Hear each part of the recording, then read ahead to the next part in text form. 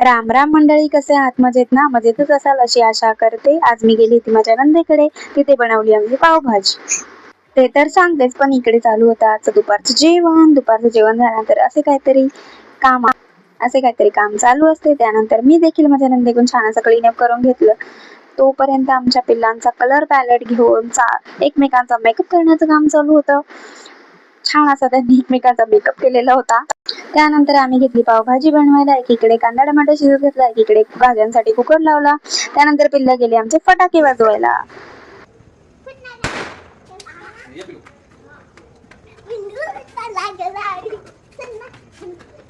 दिवाळीचे उरलेले फटाके मुलांनी काकाला घेऊन सगळे फिनिश केले. त्यानंतर रेडी होत होती पावभाजी आणि इथे पावभाजी रेडी झालेली आहे. त्यानंतर काम झालं पावांना बटर लावण्याचं, बटर लावून ते गरम करण्याचं. तोपर्यंत मुलांनी आम्हाला दुसरं काम लावलं. कागदाचे विमान बनवण्याचं काम आम्हाला दिलं. मग इथे सगळं जेवण रेडी होऊन आम्ही सगळे बसलो जेवायला. नंदीच्या घरी गेल्यानंतर आमचा तर हा प्रोग्राम फिक्स असतो. तरी न्यू डिश ट्राय करायची आणि सर्वांनी एकत्र बसून जेवायची आणि लास्टला गप्पा मारायचा. चला, असा होता दिवस. चलो, बाय.